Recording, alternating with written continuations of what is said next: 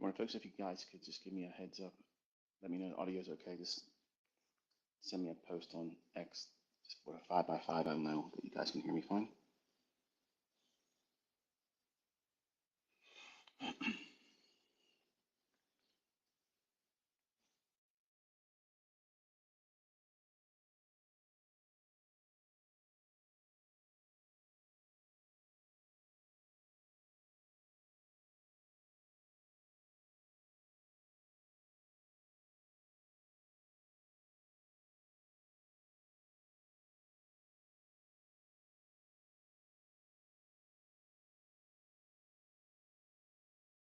Thank you for that. Appreciate it. Some of you guys are sleeping in today. Well, I guess it's time to take another ride on the ghost train, huh? I want to talk to you about things, people, circumstances that influence us and how that might be detrimental to you as a trader, developing trader, a person in general, a parent, a loved one, a spouse, a significant other. All these things tie together. And I have a funny way of looking back in my own personal life, and maybe it's a guilty pleasure for you as well. It's kind of like if you looked at your life and someone made it into a movie, what soundtrack would it use? Certainly, there'd be some favorite songs of your own choosing that you would like to be implementing it as part of the soundtrack. If your life was a movie, maybe it'd be a sampling of some old classics, maybe some rock, maybe some jazz, maybe hip hop, maybe rap, heavy metal, grunge. If you were to ask me the same question, when my life began as inner circle trader, it was one with a lot of anxiety, a lot of hopes and dreams, but deep down inside, underneath the skin, I wasn't sure I was going to be able to do it. Leaving a broken relationship, which we won't touch anymore because I've done it enough. But I felt like I had something to prove. But I was in my feels when I started learning how to trade. I was really in my emotions. And if you were to ask me what would my soundtrack be? Because while I was 20 by age, and they like to say the coming of age or coming of where you move from adolescence to adulthood might happen a little bit younger than 20. I really started living when I was 20. It was scary for me. I was at the most alone I've ever been with the height of the majority of my friends were at the same time. You ever had that feeling where you know you have lots of friends. You have lots of friends that you've known forever, back to kindergarten, pre-K, but you still feel lonely, like you're alone, like you're in and of yourself an island and no one can reach you and you can't reach them. That's what it was like for me. And just to tap in as a segue into the previous message I was sharing with you last week, where I mentioned the young lady I was engaged to and met. Just want to mention her briefly, so that way it kind of makes a little bit of sense of what I'm referring to. Right before I met her, if you were to ask me, what's your favorite band? What's your favorite musician? What's your favorite songs? And as over the years, you guys can see I have a very diverse palette for music. I like everything. I've always been a fan of music. It taps into the raw emotions of what you're going through right now and what you aspire to be and what you're afraid it's might come. And you're hoping that you can navigate around it.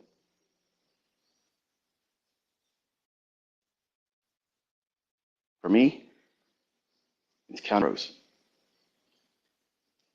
If there was one album that I could play for the rest of my life every single day and never get tired of it, it's August and Everything After. That would be my soundtrack. Every song in that order.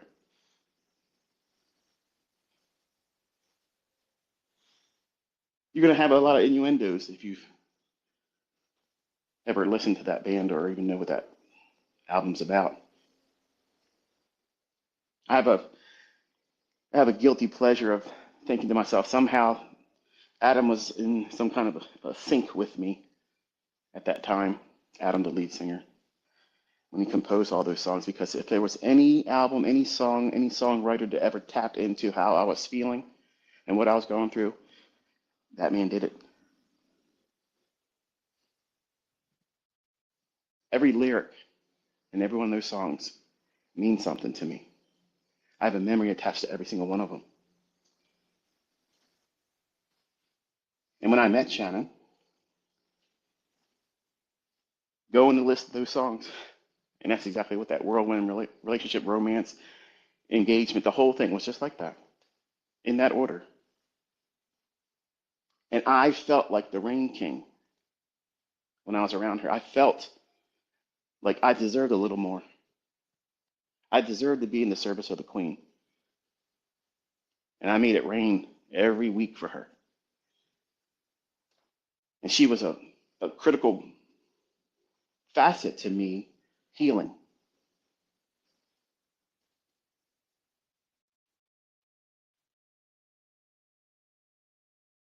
A lot of the crows, counting crows, don't want to get mixed up with the crows, which I like too.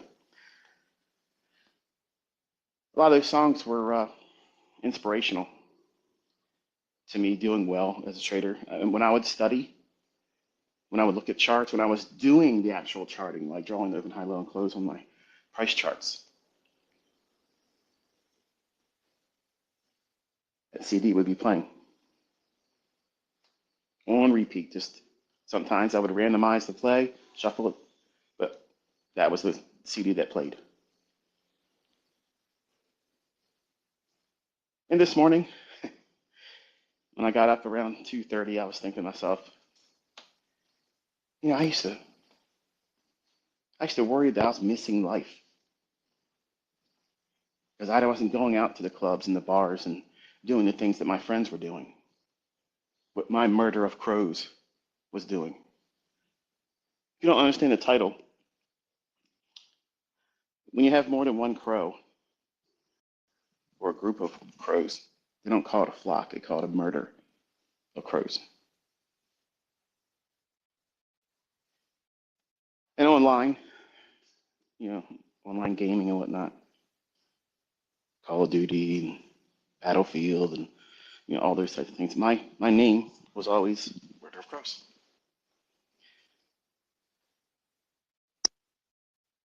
So that had a huge impact on me. And if there was a montage and my life was a movie, there would be Counting Crows songs playing. And there I am, bent over the charts, drawing the open, high, low, and close, sweat on my brow, worrying about the outcome. Silly, I know.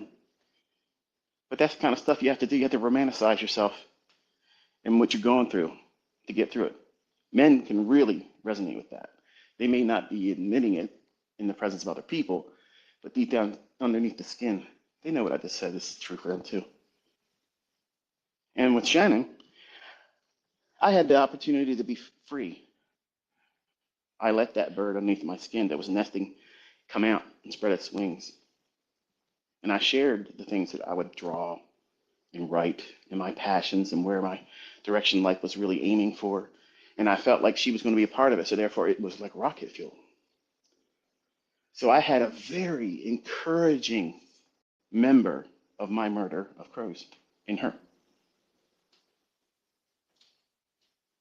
But the rest of the murder were not so. And because it was so good being around her, it blinded me to the negative, toxic relationships I had in others around me who I loved. Genuinely, brotherly love. And some of them stabbed me in the back. And I thought about that this morning when I woke up. I was sitting in our morning room, looking at the glowing lights of the deer's eyeballs as they look over the cars that pass through. I'm thinking to myself, years ago,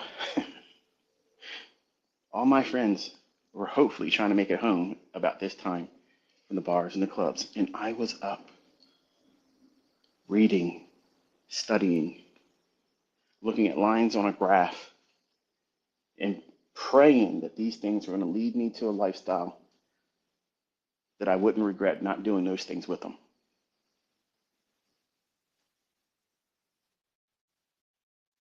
Friends, listeners, this morning it hit me like a ton of bricks. I am so thankful that I didn't do those things. I don't have any regret not having done so. I don't have any regret for pruning all of the toxic relationships and friendships that were really not friendships. They were holding me back. I can be honest with you and tell you my high school best friend, Larry, who we're not friends with each other anymore. A lot of the things I did in my early trading career, I was trying to trade and make big money to impress him. It was stupid. It was dumb. You show him, hey man, look at this. I made $500 on corn. Corn? Yeah. It's $50 per cent. If it moves 10 cents, you need $500. I had one contract on. And to me, that was big money. That was more money than I was earning in a week at my job. He was like, man, that's pretty wild. Can you teach me how to do that? That's exactly what I wanted to hear. That's exactly what you want to hear when you tell your friends and family, look what I do. I made this. And you want them to say, wow, that was amazing. Can you teach me how to do that? I don't make enough money. If I had that, man, I could get that 5-liter GT Mustang. Because that's what he said back then. Until we sit down and we start looking at the charts, and then it suddenly it requires a lot more thought, a lot more passion than simply saying, well, it seems like the lottery scratch-offs. And if it works out consistently once in a while, I could pay my dream car's car payment. That was the extent of my friend's perspective on trading. And because I kept going, and they were my friends, I drug them along. Now, some of them, honestly, if they were being honest with you today, especially the ones that we're no longer friends with,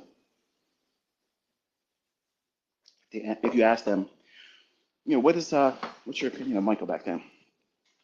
Arrogant, conceited, self-centered, poser, like that one. If you're a skater back in the late 80s, it comes to mind, doesn't it? Because I was trying to find myself. And I was living that montage moment every single day, trying to keep myself motivated because I had no motivation outside of that young lady that I met.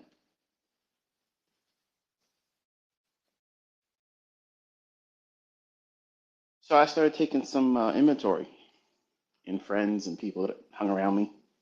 And I started doing really well. And they were benefiting by being friends with me, associates more or less. And I started pruning them, stopped returning their phone calls, not returning their requests to hang out. Because when I would hang around them, I wouldn't feel good about myself. I felt like I was being used. And some of you right now might have that going on right now, and you're too afraid to prune it from your life because you don't want anybody to think that you're bad or you're not a good friend. When chances are you've probably been the better friend all along. You would probably bend over backwards to help the people that are around you that don't have any support structure for you, but you would gladly bend over backwards to do the same for them that you expect from them. The fact that you're pouring any amount of time and energy into improving yourself is a testimony that's really who you are. Some of you might say, I wouldn't do that. You would. If you have friends that you love, you would.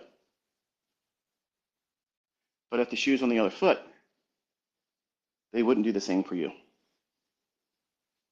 And unfortunately, I had friends, and I say that loosely, like that. And it became a deterrent to me doing well. It was influential in the sense that I wanted to do things just to rub their nose in it. Because some of them, albeit dating back to pre-K, I mean, it's before kindergarten, friends with them, and they would look at me cockeyed when I'd say, I'm going to make enough to buy a house, cash, in one trade. Now, saying that in 1993 didn't make any sense to anyone that I was raised as, remember, I came from a place that no longer exists, was referred to as Cardboard City, Villa Gardens. It literally was the lowest income housing, the cheapest building structure you could ever have. That's what ICT grew up in. So I tasted all of that poverty type stuff. I used to be on welfare. I had to go to the store and give food stamps to get milk and bread. And because I was raised on it, I wasn't embarrassed. I just figured that's how everything was. And as I grew up, my murder of crows, the part of the flock, the birds of a feather flock together, I was a little bit different. I was a little bit different. Slowly, I was the one that was the team captain everybody wanted to be on the side of. And I wasn't even good at sports, but I was influential. I would tell everybody when they had an idea, that's exactly what you should be doing right now. That's what I loved about Shannon, because that's who I wanted to be as a person. I wanted to be an encourager because I wanted to be reciprocated with other people around me. And I wanted to be around a murder of crows with like-minded goals, aspirations. Never have a limiting perspective. But I didn't have that in the murder of crows and friends I had growing up. I had doubters. I had lazy people, underachievers, dropouts from school, weed heads. And sad to say, a lot of them aren't even living anymore. Those that are have been married several different times, broken homes, in and out of jail several times. And you probably can relate. You know some people like that when you grew up with them. Now, not all of them are like that, mind you, but the majority of them are. And then ones that didn't do very well in life, they were the ones that doubted me most. And right now, you are in that August and everything after moment in your career. You're just now learning. You're just now tapping into, wow, this is an opportunity for me. I've never thought about doing this before. And you have other people around you that are basically your murder of crows. Like the expression is, birds of a feather flock together. And I didn't flock with them. They flocked with me. And as I gained more in financial stability, I could afford more things. My generosity allowed them to have the things that I was doing. When we went to the movies, I paid for everybody. Everything, drinks, popcorn, snacks, whatever. And after that, we went bowling, shooting pool, whatever we did, I paid for it. Now, in today's terms, it wasn't that much money. But back then, I was money bags. I was Rockefeller. And eventually I got to the point where I wanted to do that stuff because it made me feel better than them, because they made me feel less than I really was. And that's how a toxic relationship is balanced. Instead of letting go, you stay attached to it. And that has a detrimental effect on you as a trader because you're going to be thinking about external things as reasons to do something. Well, there really isn't a setup in the charts right now, but You know who I haven't really impressed in a long time? Kim. Yeah, Kim, I haven't seen her in about 7 years, but I just saw her on Facebook and a friend request suggestion came up. And I bet you that would be a wonderful icebreaker. If I said, hey girl, I ain't seen you in a while. Hope everything's good. But check this out. Look what I just did in high grade copper. What? Where are you? Where you been? And what are you talking to me about this for?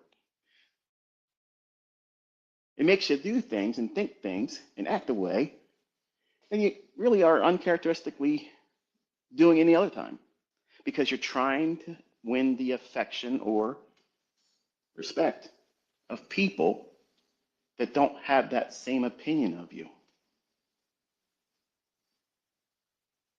And with the invitation of being on social media, you feel that impulse more than ever.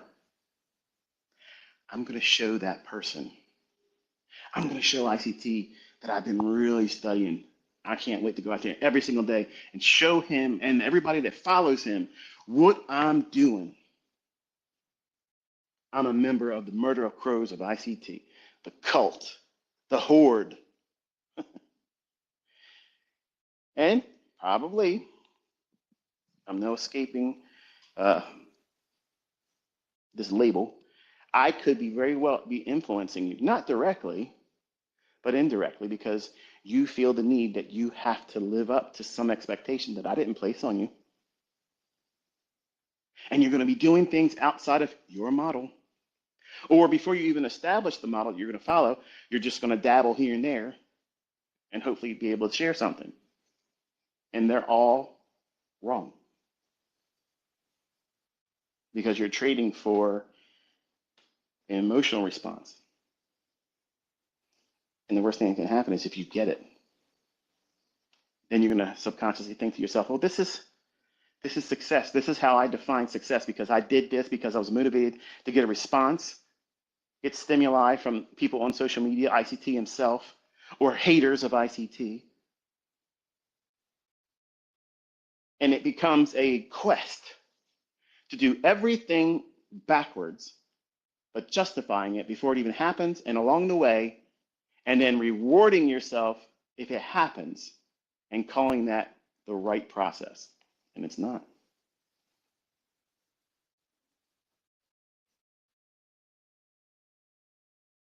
Who's in your murder of crows? Who among your friends and family that you've been tight with up until this very moment, who are the ones that you really wish you had the courage to say, I just don't want to be around them anymore, and I'm going to politely excuse myself from their presence? You know who they are. It might be one, for others, it might be many. But I can tell you, if you're a young man, this is something you want to really put some thought into. Because when you hang around certain people, again, like the expression says, birds of a feather, it means they're all there on a common idea. They flock together. I like ICT concepts, but I don't like ICT. Well, there's a faction of people out there like that.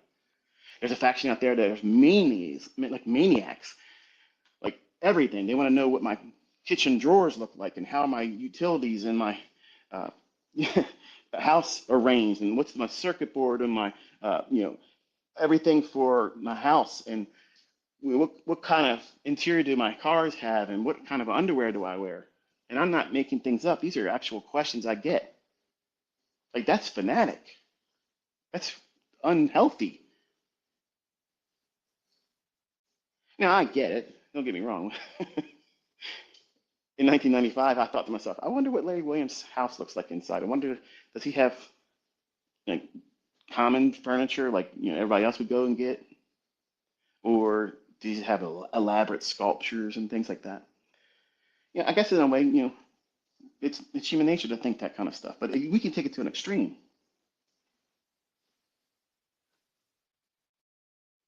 But who in your murder of crows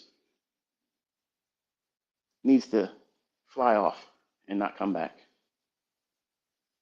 You got to prune that. If you're in relationships, they're friends, and they're saying, nah, man, come on, you can go back. You can look at that stuff anytime. Let's go to the club. Let's blow all of our money that we worked all week for, trying to get a score with somebody that you don't even know, or what they're carrying, or if they're even worth being with. I'm going to go so far as to say this, gentlemen, you're not finding your wife in the club. And ladies, you're not finding your husband in the club. But you are finding that right now moment that tells you you're worth something.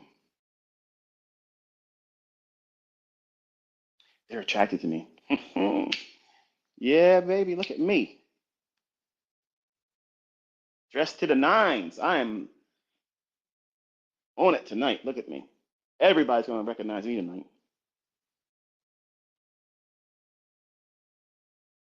But when you're trying to become a trader,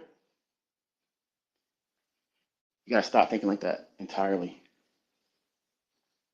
You got to put walls up. You got to guard your mind. You got to keep outward stimuli away from you. Only letting in the good. You got to filter constantly, especially today. I don't think personally. No, I know absolutely. Now I'm going to be completely honest with you. I don't think I would have been able to be who I am today if social media, as it is today, was like it is in 1992. Now, mind you, we had America Online, we had message boards, but sometimes you had to wait a whole day before somebody responded because everybody was in everybody else's message board. But right now, everyone has the power of the tongue by pressing some keys. And they can flatter you and tell you, you are amazing. Look at you. I want to be what you are right now. I wish I could obtain what you have. I wish I could trade just like you. I wish I could trade as long as you hold your trades. I wish I could get in and get out like you. Your precision is unrivaled. And that same person that can have such a glowing comment about one person can turn around and tear the other person's throat out by saying, you are worthless scum. And I can tell you honestly, I'm like Teflon now. There ain't a person out there that can say anything to me and I'm going to get upset about it. Because I've arrived. I've been here for a long time. And it's a sport for me. But I could never have done that in 1992, 93, and 94. I would have been destroyed by the least of my trolls today then. That's how fragile I was. I was frail, easily destroyed. I had no confidence. I had passion, I had drive. But my own friends, my murder of crows did not have any support structure for me. Think about who your murder of crows is on social media. Who do you hang around with? What influencers do you support? How do you behave around the other ones that is part of your clique, your flock, your murder of crows? Chances are, if you're honest, you probably think to yourself, you know what, I probably should have never said what I said. But I was just trying to get a rise out of one of my friends who said something about this person, and then they said it because you want to jump in and be a part of it too. Because hey, the flock's got to stick together, right? Birds of a feather.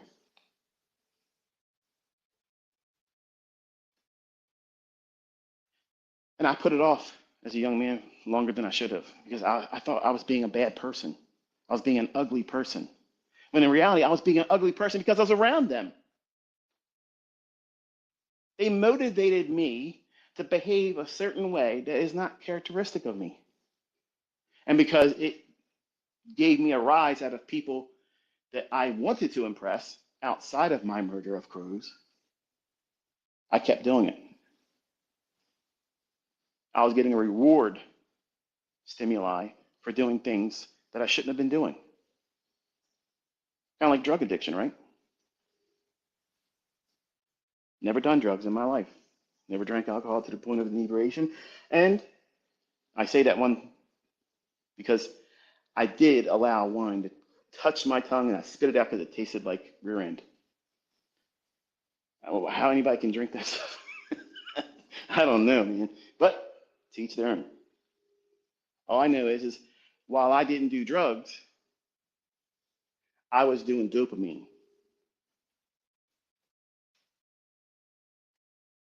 As a 20-year-old, 21-year-old, 22-year-old, 23-year-old, 24-year-old, 25-year-old, my life was all about getting the stimuli from other people. What could I do today, materialistically, to get a rise out of other people? And none of it was ever worth it. Everything I built up in my mind that, hey, this is going to really knock their socks off. Well, now I don't like this car. I only bought this car because everybody on the message board said this was the car that everybody needs to get. The ZR1.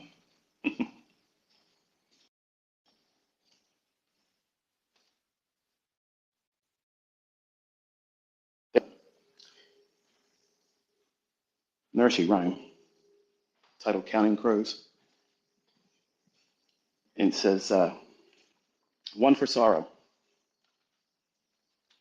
That's the first step in your development as a trader. You're sorrowful. You're not happy where you're at in life. You know you deserve more. You want more. You just don't have a direction to get into that frame of mind to get going. Because you don't want to waste time doing it wrong.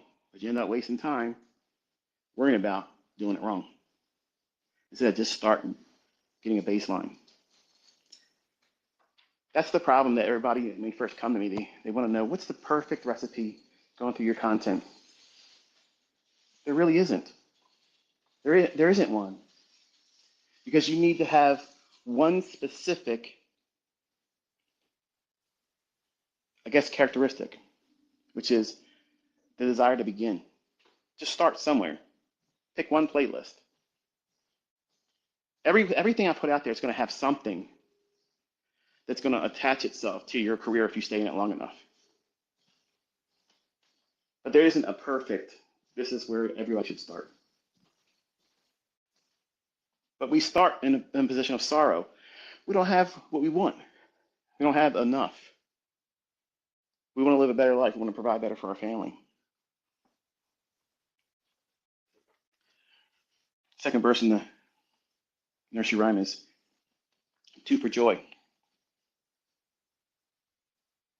We try to trade and learn how to trade so that we can have live a life of joy, afford to finer things, go to places we never would have been able to ever visit, be happy because money, I can tell you right now, doesn't buy anybody happiness. It does bring with it a little bit of anxiety because you're always fearful of people out on the road driving in front of you, panic braking so you can rear end them. And I drive like an old man. Unless I'm in my vets by myself in Kicks or Great White or Motley Crue. If they're playing, then I'm probably in a bad way. I'm probably gonna get myself in trouble. But otherwise, I drive like an old man. But I don't think that what you're going to go into trading, if you've just recently started, and if you're honest, you think back to why you first got into trading. This is what I'm going to do. This is why I'm doing it. This is my whole structure behind what makes me a future successful trader. I'm going to live life this way, and my ideals are going to be around this principle or these pillars. And the ones that have finally arrived at profitability, If they look back, they probably think to themselves, yeah, this isn't what I thought it was. And my perspective on what was motivational in the beginning, I don't hold those same views now because you're there. The third verse in that nursery rhyme is three for girls. I was trading with the pursuit of being worth wanting to be with because I would have more money. Because I came from a impoverished upbringing, broken household, no father figure in my life consistently, a murderous father, literally a murderous father, who should have never been recently let out of jail. Mother didn't want me. So I had the perfect comeback story foundation, don't I? I had it. And I lived it. I was sorrowful, broken spirited. I was always daydreaming of future success of this and that. I lived vicariously through movie characters. And a lot of the things in my presentations, I tap into my boyhood, that child inside me that no one should ever let grow up. And my perspectives are rooted in things that were going to make me better than what I was. In deference to the other part of my audience, the fourth verse is four for boys. So we're counting crows. You want to hang out with the boys. You want to impress them. Or ladies, you want the men to appreciate you because you can earn it on your own. I'm going to tell you something, ladies. And a lot of my female students have learned this the hard way. Successful women are intimidating to men because most men are lazy. Most men won't put in the effort that you are doing right now. And the ones that are making lots of money, you make men insecure. And I actually counsel my female students to never tell the men that they're dating what they earn. Sure, you can act like one of the old ladies on Facebook, part of the investment club. Yeah, we're part of an investment club. You tell it to a guy like that, they're like, oh yeah, good luck with that. I don't want to hear about it. It's not intimidating. It sounds like a bunch of old ladies sitting around cutting coupons and trading them off. I won't use this. What do you have? That's not intimidating to men. But tell them that you're making $100,000 a month and they're going to shrivel up. And they're not going to want to be around you because they're going to feel insignificant. And it's sad, man. Men are like that. We're wired that way. Honestly, if I was transported back to being 20 years old and I was dating someone that was making crazy amounts of money like that, I would be highly insecure as a man. So, ladies, in my opinion, this is one thing that you don't have to be honest about. And I don't think this is a problem. If you never bring it up, you're not lying. Your finances are not everybody's business, even the person you sleep with. Now, your spouse, that changes it.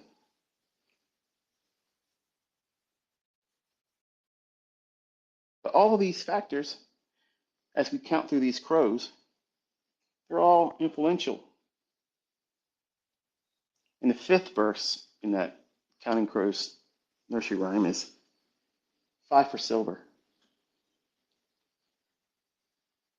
To me, I interpret that as, well, if I don't get everything I want out of life, this is what I hope I at least get. Like second place. If I get this, then at least I can say it was worth it. That's plan B. There's no plan B.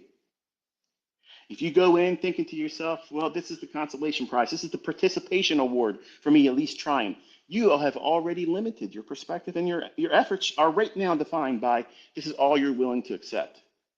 So are you really aiming for above and beyond that? No, because you've already fortified an acceptance of, well, this will be good enough. Sure, I didn't make enough to quit my job. Sure. I didn't make enough to make all my ends meet, but this is enough for the rest of my career. You're limiting yourself. That's what I was doing by hoping I could win back my ex-wife. Instead of saying, imagine how much more pleasurable life would be if you let go of that pain and move on and leave her to her decision. She's damaged goods now. You can't fix her. You tried everything. You can't fix her. And I don't want to spend a life trying to mend somebody else and never really live my own life. Some of you just heard that, and that in itself preaches. You're trying to hold somebody together, and you're not even living your own life. You're trying to hold a broken relationship together, and it's not meant to stay together. You're being shown the exit ramp, but you're saying, no, I'm a failure if I leave it. They'll be right in all the things they said about me if I leave this toxic relationship. Both sides, folks. Young men, young women, maybe even older folks. The 6 verses, 6 for gold. That's what you're aiming for. First place. Silver second. Nobody wants second. You always have the same view when you're second place. You get to see the backside of the guy in front. When I started trading, I didn't want to see the backside of anybody else. I immediately set my sights on who's the biggest one right now. That was Mr. Williams. And I signed it in my heart that I'm going to be the one that takes that away. And you will see it. I wanted to have a home, freedom, money, disposable money, silly money. And I wanted to never worry about price tags. I wanted to go wherever I wanted to go at the drop of a hat, just like that. That was my goal. And I didn't want just one home. And I didn't want just one car. Because I grew up impoverished. You can tell, honestly, you can tell when people get money, how do they behave? What do they start buying? They fill in those gaps and those holes in their heart where they were hurt, where they were embarrassed. For me, I didn't have a car when all my friends growing up, they all had cars. I was the last guy. I was basically the scrub that TLC talks about in their song. I don't want no scrub hanging at the passenger side of their best friend's ride, trying to holler at me. That was me. And some of you think I'm the fly guy. Man, ICT must have been this. I was the last one in my murder of crows to get a car. That's who you're listening to. The guy that can tell you every single candlestick where it's going to go next and where to find the next million. But back then, you would have never recognized me. You never would have recognized me. But underneath the skin, I had a bird nesting. And it was ready to spread its wings. And my goal was to get to the gold standard of living. And by the grace of God, I have achieved that. You need to be setting your sights on something that, what is your gold level achievement? What's the highest degree of what are you trying to obtain in this career as trading? And it needs to be lofty. It needs to be high up. These are goals. They're not, well, I just want to get this low, easy hanging fruit objective of life. That's how you're trading to get consistently profitable. But in life, you got to be aiming high all the time. Don't plateau. Don't be happy with what you just succeeded at just recently and say to yourself, well, I achieved that. Because if you stop growing and stop reaching, you're going to wither. You won't remain flexible. You won't remain strong. And if you feel like you've done everything in life, wow, wow, what a terrible existence that would feel like. Where's the purpose in life then?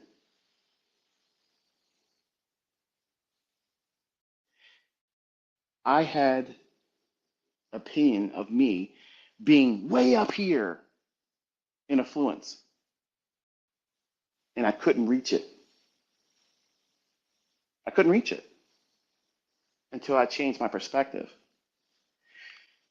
God, if you allow me, then I will do this.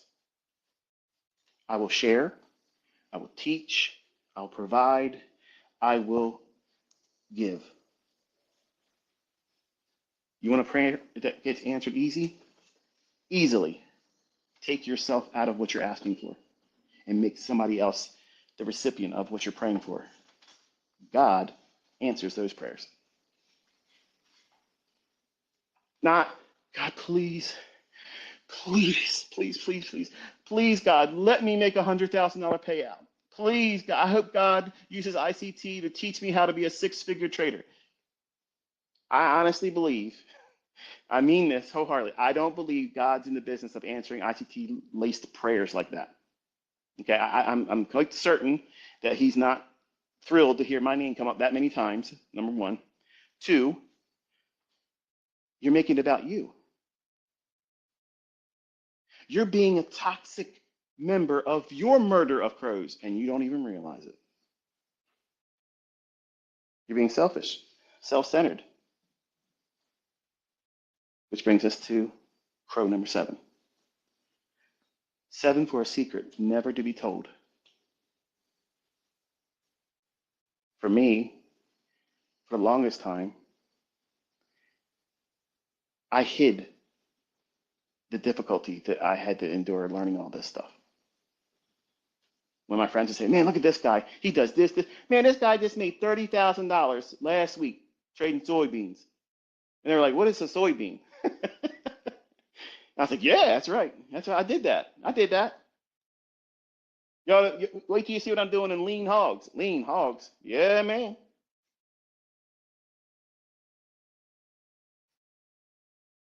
I never admitted to my friends. They never heard me ever one time talk about the anxiety attacks. They never heard me talk about those sleepless nights of me literally crying tears why I was so frustrated where I couldn't get to a plateau beyond where I was stuck at. I never admitted those things because I felt back then as a 20-year-old, if I did, I would give them the blade while I laid my head on it.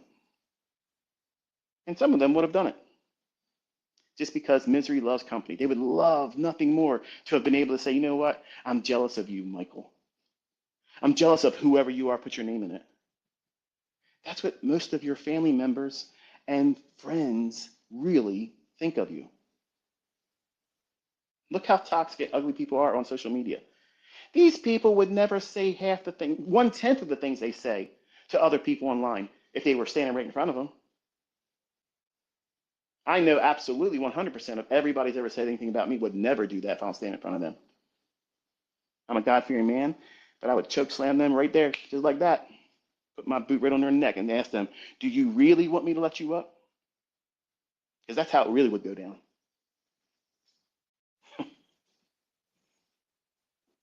But you have a secret. And if you don't have one now, you're going to get one coming up as a trader. It's the things that you failed at most doing it. A secret that'll never be told. And guess what happens when you let that out? Guess what happens when you stop guarding that and hiding it inside yourself and just say, this is what I used to wrestle with. This is what used to hold me back. And I had empowered it for so long by keeping it inside of my heart, causing me regret, never being content with any measure of success and growth. You got to let that out. And where do you let it out at? You start by putting it in your journal. Your journal is your future self. You're having a conversation with your future self. And you got to put that down in written word, whether you type it electronically or you do the high touch over high tech like I do. I use a pen. But you have to record that because it's therapy. It will allow you to release it, maybe altogether, not right away, but gradually you'll let it go. But you're going to be so thankful that you recognize it years later and you read that journal. And you think to yourself, you know what? I don't think that way anymore. I don't feel that way anymore. I don't feel defeated. I don't feel guarded all the time. Like someone could say the right words to me and cause me to crack and crumble right there. Because you've arrived and you stopped guarding something that's toxic. You're standing guard over something that's hurtful to you, that you're holding on to, some limiting factor that you've embraced that you don't want anybody to know about. You hide that. And that's why people that have that, when they get money, they buy stuff. They're filling those voids. I grew up with a lot of men that came from the same type of background. And our basic neighborhood was divided. We had the white trash where I was from, and then we had Maple Crest, which was predominantly African American. And I had friends in both. I had friends from my childhood that was mad at me because I had black friends, and I had black friends who had friends that said they shouldn't be hanging with me. So I came from a neighborhood where they hang the Confederate flag, and that's the way it was. And that's not what I was. And I watched some of them. My real first friendship with a black friend was Alexander. This man today is a wonderful, upstanding person that literally hit every measure that I thought he would hit and well beyond. But if you heard him speak, close your eyes and heard him speak, you would never see color. You would never see race. You would hear, this young man is such a positive spirit, so encouraging. Everybody wanted to be on his team. Everybody wanted to hang out with him. And you know what? He didn't have much. He didn't come in with Jordans. He didn't come in with all the drip. It's how he carried himself. I wanted to be like Alexander. I wanted to be like him. And when breakdancing was coming up, and that came up when I was a kid, he's the one who taught me how to put the duct tape on my knees and spin on my hand and do all kinds of breakdancing stuff that right now would probably kill me if I tried to do it. We did all that stuff together. And breakdancing brought everybody together. There was no division of white, black, Asian this and Asian that. It's just everybody came together. Just like music brings everybody together.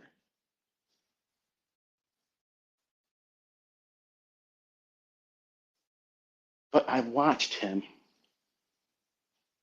start a small little business on the side. On the weekend, he didn't play sports and go into a travel team like that. He ran his own lawn care business. You know what he did with the money? He bought every pair of shoes that he loved. This guy had a room full of shoes, just shoes. And I asked him, I said, well, what do you need all these shoes for? He goes, well, you seen what I wore when we were going to school. Sometimes they were beat up, they were dogged out. I said, yeah, I never paid that much attention to it because I was wearing beaters too. He goes, yeah, but I didn't want that. I looked at everybody else in school that had the nicer shoes, high top Nikes. I wanted that. I wanted that. And he cried. He said, now I can afford it. So I have more than I ever could dream. What was he doing? He's doing patchwork and filling holes in his heart. And that's exactly what people do today. You want to see someone's real side? You want to really know who they are and how long they've been hurting? Watch how they spend their money. Cars, clothing, whatever the things that they hurt from. Like for me, that's why I own more than one car because I didn't have one. I was the last one among my friends. All these things are characteristics of someone that has finally found a way to put patches over what they've been dealing with. That secret that's never to be told, those hurtful things. If you knew me, if you really knew me, this is what you would think about me if I shared that. And you think it's a weakness. It's human nature. Everyone has frailties. Everyone has shortcomings. Everyone has a time when they didn't do something or have access to something. I grew up in impoverished conditions, and I wanted to have nice things. But I learned as a 20-year-old by having nice things and flaunting it, everybody thinks you are Rick with a P in front of it. And I was, because I was guarding that secret never to be told. I didn't want them to understand how frail I was. Even when I was starting to make money, if my friends would have turned to me and said, listen, you take this money away and you're nothing, that would have destroyed me. I would have had no defense against that because I was using my newfound money making as a definition of I'm better than you when I was so far beneath them. They were stronger for being able to tolerate how arrogant I was. And some of you young men can't wait to be in that driver's seat, in that position in life. And you don't even realize what you're carrying right now is going to be detrimental to how you behave, how you're going to be perceived. And I'm thankful. I'm thankful I got humbled. And early on, I'm thankful. It probably sounds crazy coming out of my mouth, right? But that's just me stirring the pot just to get people talking. But when I talk to you in the spaces like this, even last week too, they're truth. That's the real me. But again, I wouldn't be so comfortable to talk like this if we were in front of one another.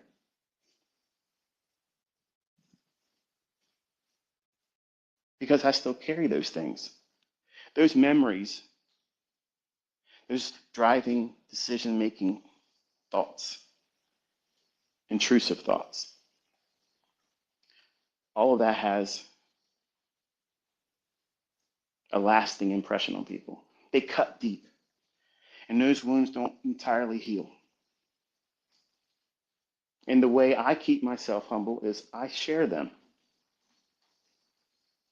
I share those things with you. Because, number one, you need to remember that I am human. I have frailties just like you. I put my pants on the same way you do. And it hasn't always been easy. When I do things and I teach something, I show something, and I execute in front of you, that seems easy now, but it was not easy all the time. And there was many a nights where I believed that I was never going to be able to do what I could have never been told that I could do what I can do today back then. Even at the height of my anxiety, conquering power of I'm able to do everything now, where nothing can go wrong now. I felt like I knew everything back then. What I have right now, I didn't even dream was possible back then. And I'm thankful, I'm thankful God humbled me in my 20s. He did it the right way. When back then I was praying that he would change the way he was doing it. And please just let me be successful. Please just let me do it right. Right from the first time. I don't want to make any mistakes because my family says this about me. They don't believe I'm going to do it. And I believe what they're saying is true, and I need you to change my perspective. Well, you got to be careful how you ask God to be a part of your life. I have found when you ask God for courage, he gets you in positions where you're going to be scared a lot. Because how do you develop courage? By going through something and being desensitized to it. Asking God, Lord, please give me patience. Oh, don't ask for that one. Don't ask for that one because he's going to let you have it. He's going to give you so many things pounding on you. Boom, boom, boom, boom, boom. You want to learn patience? Okay. I'm going to put you through it because there's no better way of learning something but by going through it.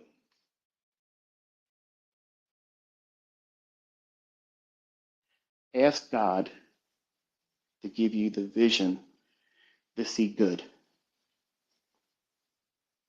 Ask God to give you the power, the skill, the characteristic as a human being to see good. And I'm confident what he's going to do is show you everything in yourself that's wrong. Because that's what he did with me.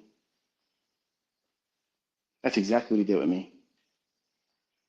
And I was embarrassed, ashamed, how I acted, how I spoke, what I thought, how I conducted myself. And if you're not careful, young men, if you get the success that you're looking for and a meteoric rise, and you have affluence, and in this industry, you get notoriety pretty quick by what you earn. If you're not careful, everybody around you will change you, and you'll become something that you never imagined, and that doesn't mean it's good.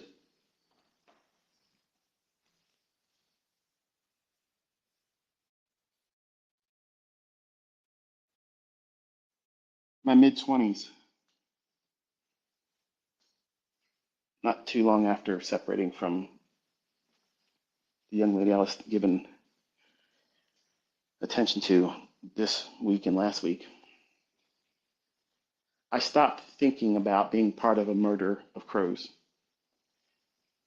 and I wanted to be a murder of one.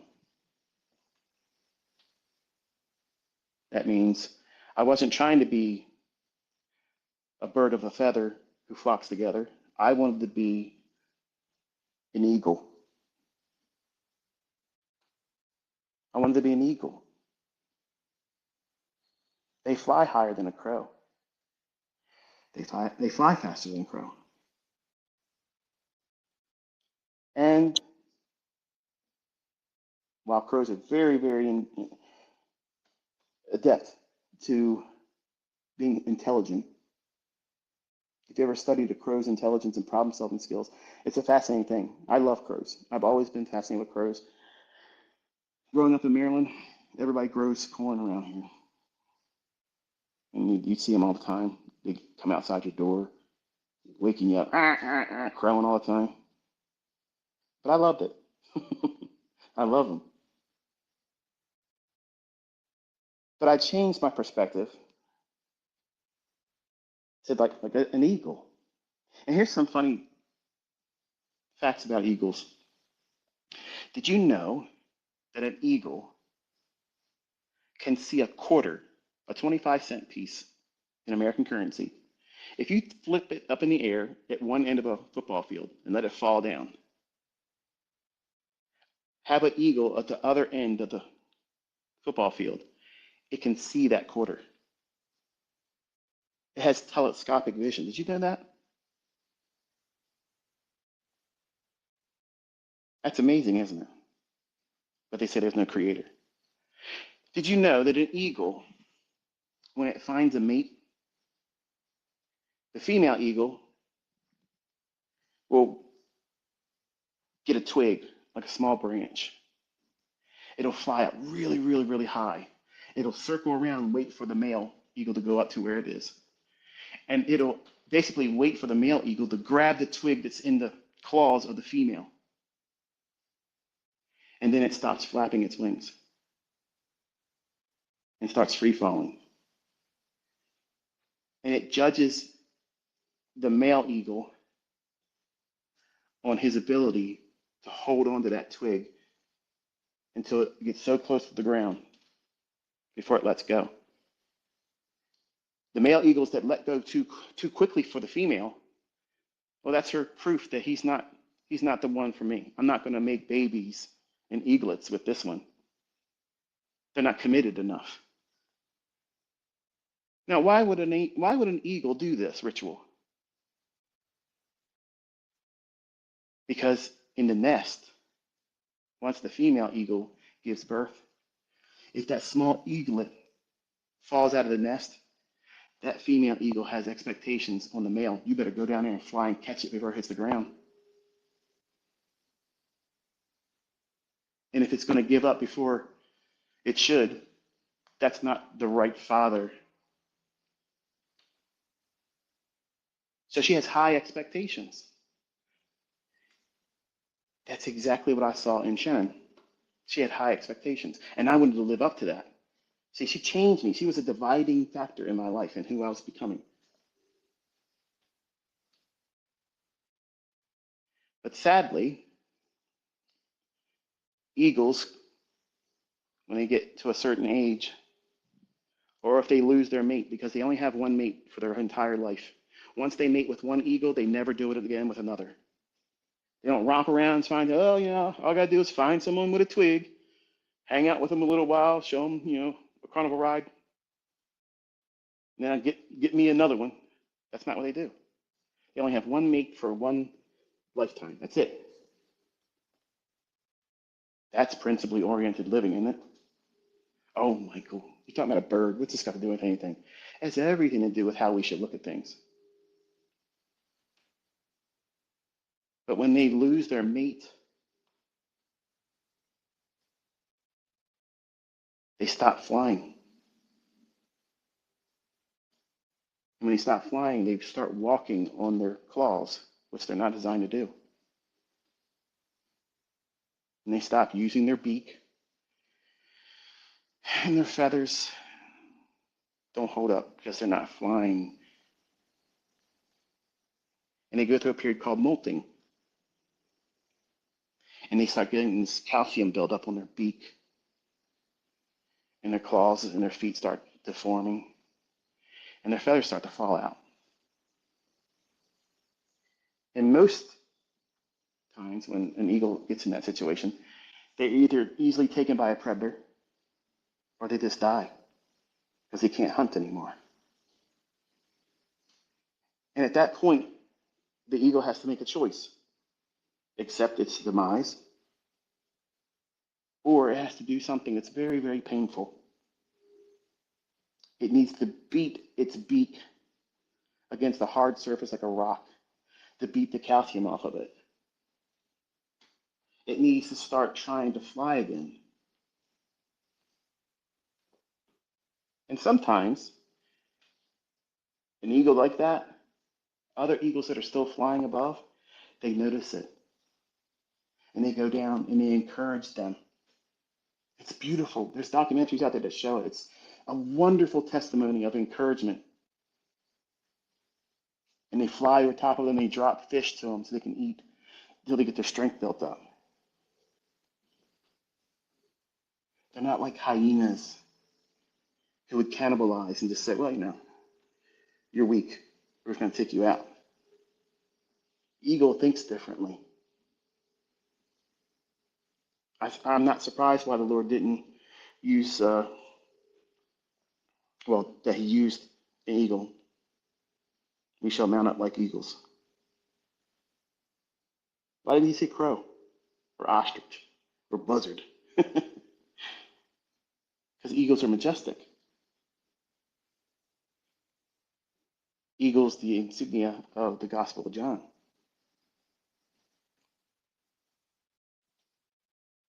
So I stopped trying to live like a crow who was crafty and smart and a good problem solver. I left a murder of crows, became a murder of one, just one. And then I changed my feather. I look at life differently today. I appreciate the adversities I had. The things that you're praying to get through right now, get through it quickly. You're going to be thankful for going through it later on. It doesn't feel like that right now. It does not feel like what you're going through is worth the trouble. But ask anybody that's finally arrived, that's doing what they thought that they could do and wanted to do, and they can make their ends meet and more. It's funny how they look back like a mother during childbirth. They're crying. This is uncomfortable. Oh, I can't wait to get this baby out of me. I watched it happen. I'm thankful God didn't make me a woman. I don't know. That's a lot. But as soon as that baby comes out and goes in their arms, they forget the pain. I've asked the mother of my children, like, aren't you afraid that we're getting ready to go through that process together of making a baby and you got to go through all that pain? She said, yeah, I'm not looking forward to it. But I never hear her complain about it after the baby was born. They don't think about it because the joy of the baby in their arms overshadows all that. That's exactly what it's going to be like when you arrive. That's exactly what it's going to feel like when you look back and you know what? I'm successful. It doesn't matter who didn't believe me before. It doesn't matter the pain that I put myself through. It doesn't matter all the adversities and the time limits that I placed on myself that had to keep being pushed out further and further. It doesn't matter. All that stuff, that was just growing pains. And I can look back, and you're going to be able to look back too and say, you know what? I made it bigger than it really was because it's just impatience. You want it to stop. You want the easy living. You want the easy success. And if it's easy success, it ain't worth doing. It ain't worth doing if it's easy. Would you be would you be satisfied? Would you feel successful if all I ever promised that you would earn is 100 to $200 a week? That's the best you could arrive at. And you got to that stage where, okay, yeah, he said I could do this, and now I'm doing it. Are you going to be satisfied with that? No,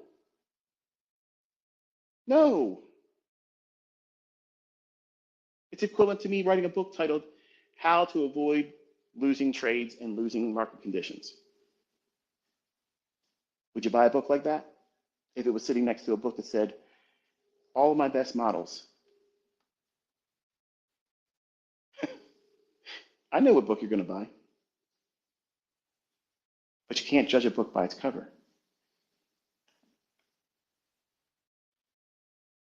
All the things that you're going through right now, all of it, it may not be what you hoped for. It may not be how you imagined it was going to be. Maybe you thought it was going to be easier for you. Maybe you did really, really good in school or in sports and you thought it's going to translate easily for me.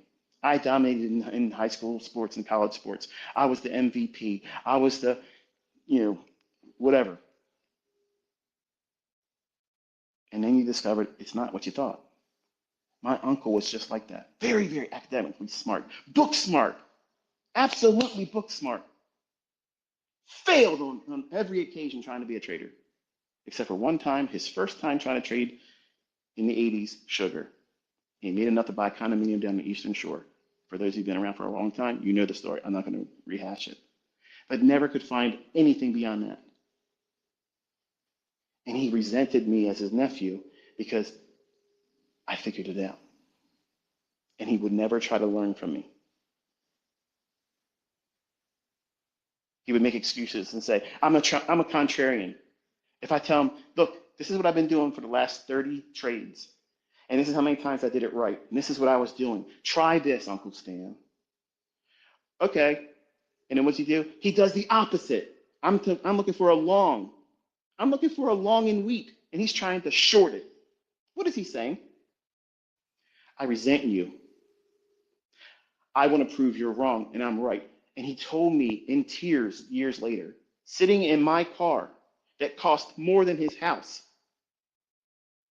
crying tears to me, saying, I was jealous and I couldn't understand why I wanted to do this so badly and it happened easy for you. And I started crying back with him. And I said, you don't know all the nights I sat there and was quietly hiding my crying. Their bedroom was connected to my room with a closet. They could hear everything, but he couldn't hear me crying. I said, you think it was easy for me, and it wasn't. I'm thankful that he was being used by God to put these seeds in me as a young man. I didn't respect it, I didn't appreciate it, didn't even acknowledge it. But that was the hand of the Lord. And I told him, I said, I don't know why you resisted me. I had every intentions of helping you. Like I would literally spend all my time helping you if you asked me. I'm basically doing it every day. I live in your house. He said, when you moved in, the idea was for you to get on your feet and move out, not get rich. He was speaking from his heart. And I knew right then and there, I can't reach him. Jealousy, envy, and that's family. That's a man I looked up to as a father figure. And he had the power to encourage me to join college, to go in there and ace the preliminary tests and prerequisites and just ace everything. And to see him say his highest degree of aptitude was in math. And he said, I don't even know the answers to those equations. How did you do that? I said, I don't know. I've always excelled in math and science. After sixth grade, when I got introduced to coding and trading. I mean, not trading, but coding and making programs. It opened up my understanding because now finally I have something that engages me. Where prior to that, I sucked as a student. I'd be like me saying, okay, look, let's put ICT out there as quarterback or linebacker on the football team in school. I would have failed miserably. I would have failed miserably as a sports person. Couldn't do it. All of my grade school,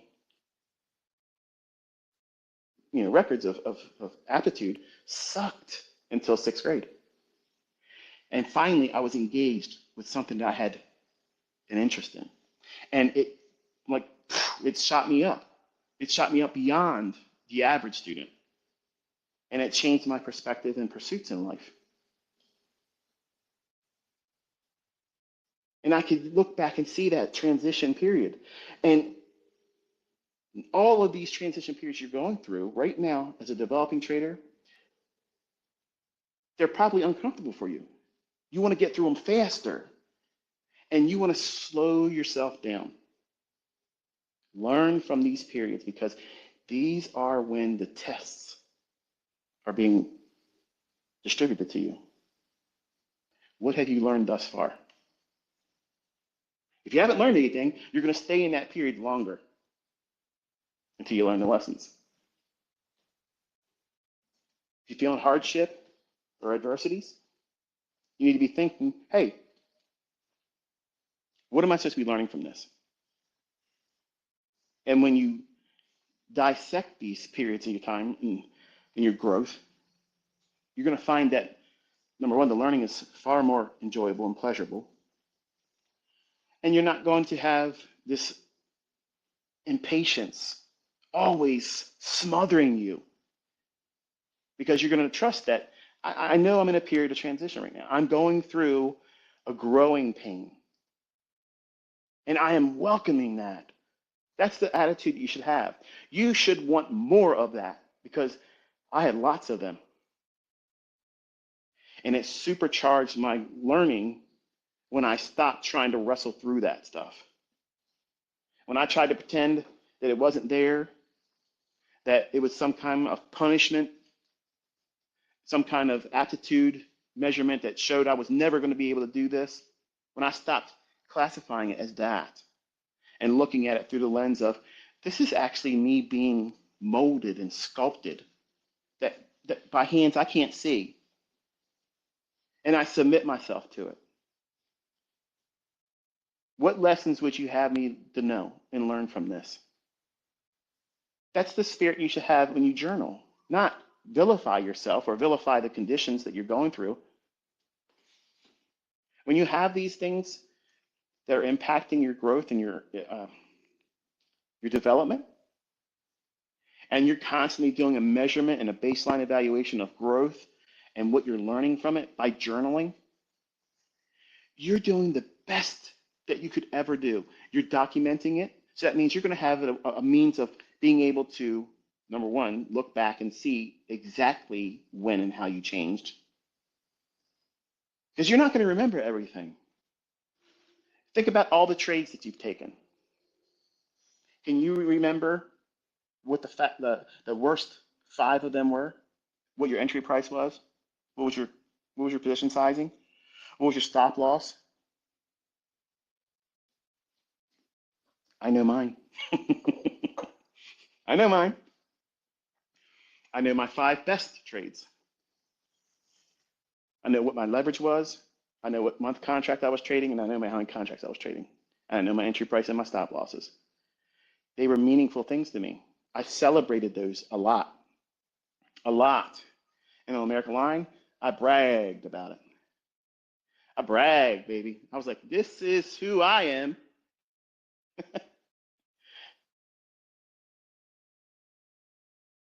You have to know yourself like that. You got to know every detail. Don't hide away or shy away from, well, this is probably, going to be uncomfortable if someone else knew about this. No. You know what's more encouraging to me? You know what's more interesting to me? Listening to what people went through. What they went through to get to where they are today. Because we all look at the end result, like, wow, look at the crown champion. The person that has arrived, that's made this much money, has traded this long without a losing trade, who has won this competition. We see those things like that and like, wow, man, that's amazing. And you want to aspire to be like that or better. And they're all commendable. They're well done. Yes. But as a mature person who has tasted success and has lived it, to me, the more interesting thing is what they went through. How did they handle that? How did they handle the tug of wars of back and forth? Sometimes not feeling like they're ever going to get it.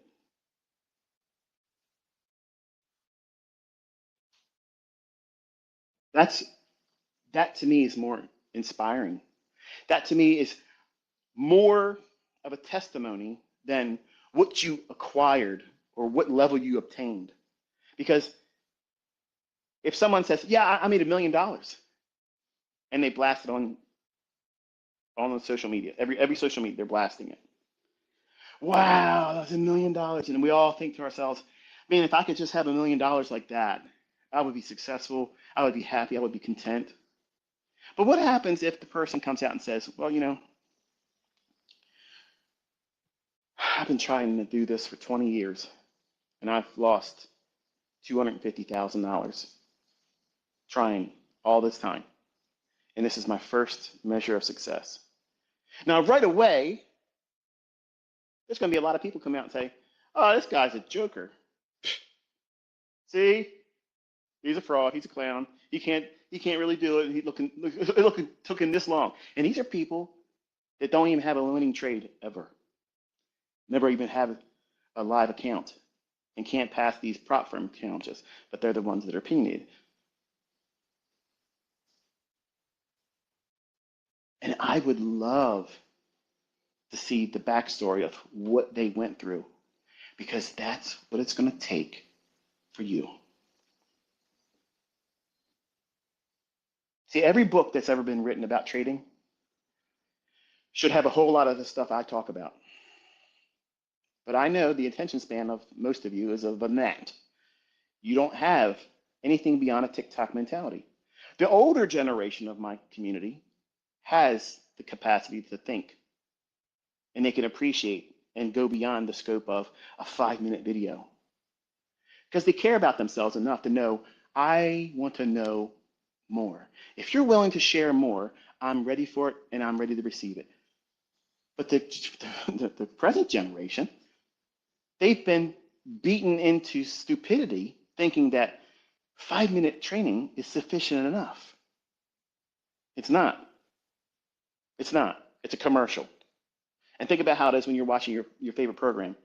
You want to get through the commercials, right? You pay for YouTube Premium to get around the ads when you're watching my videos.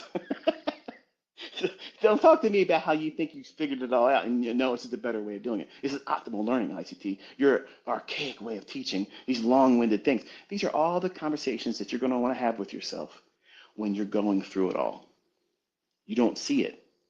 You don't recognize any of that yet. See, that's proof that the people that talk like that in my comments, they're never going to arrive. They're never going to arrive. They're too critical about good medicine, about good information. I could be stingy. When I was 20, I wanted to be. I was never going to share anything of my best stuff. Never. And that changed real quick when he said, is that really what you're going to do? And I couldn't do anything right. My heavens were like brass. Every prayer denied, every trade denied. Loss, loss, loss, loss, loss. Until I changed my perspective. And it wasn't about me. I said, use me as an instrument and allow me to point right back to you. And if you give me this, I will do that.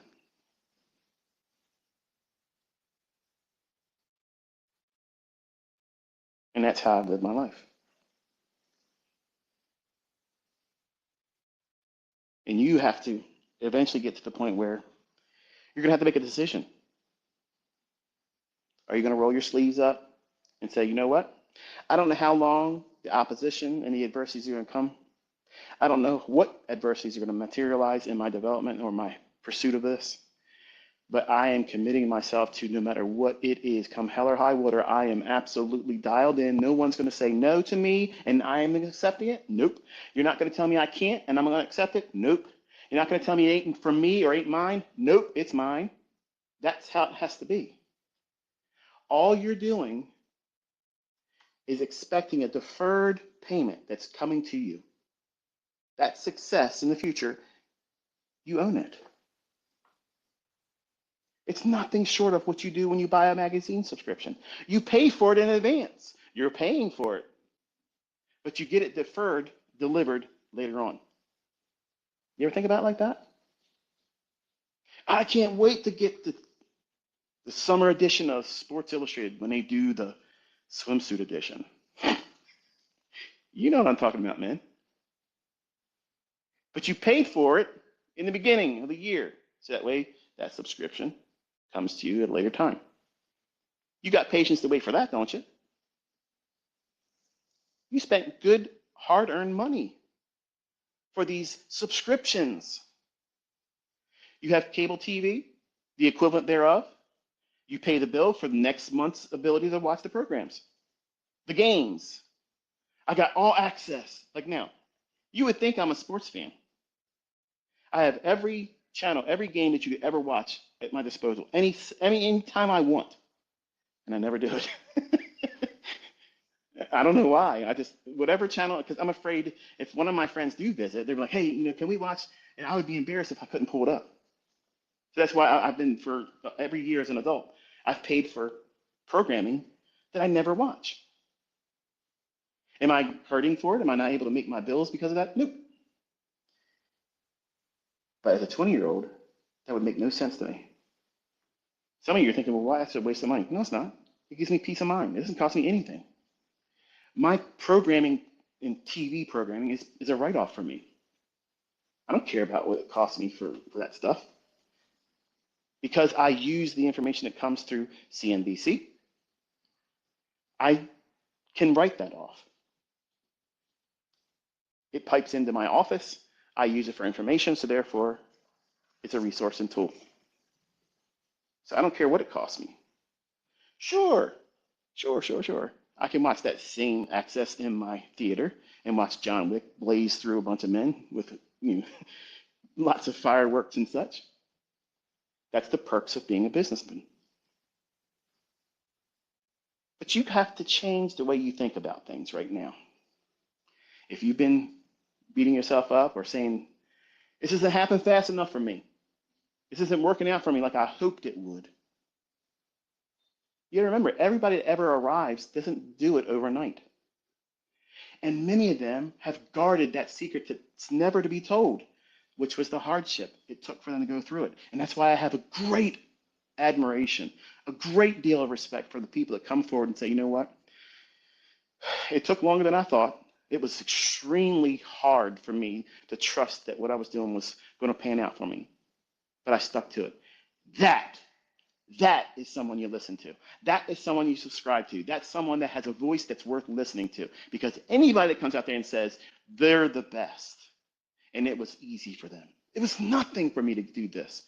They are fabricated, they're liars, and they're probably mimicking someone else's successful.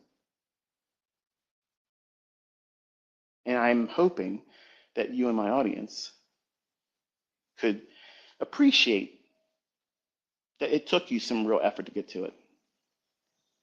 That it was not easy, so that way when you do arrive, it feels really good. And that's not arrogance, that's not pride, it's accomplishment. The Lord says that you're more than an overcomer. Does that mean that you shouldn't feel good when you overcome something? No, it means that you should expect that you're going to overcome it.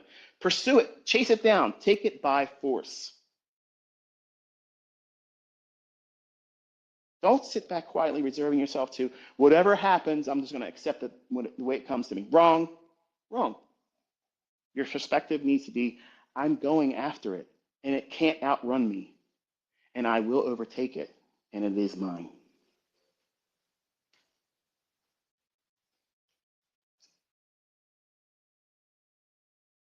Maybe this doesn't do it for you today.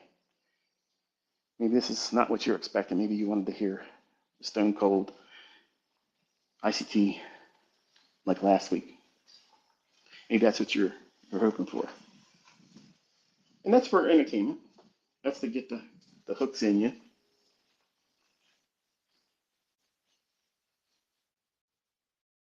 But once you hear, and I have your ear, this is how I talk to you. This is how I encourage you. Because this is what matters most. These are the lessons that are going to stick with you.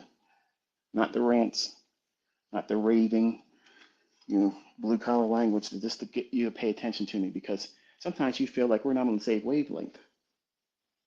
So when I talk to you in a common tongue, like I was raised around, oh, you're one of us, ICT. No. You're becoming one of me.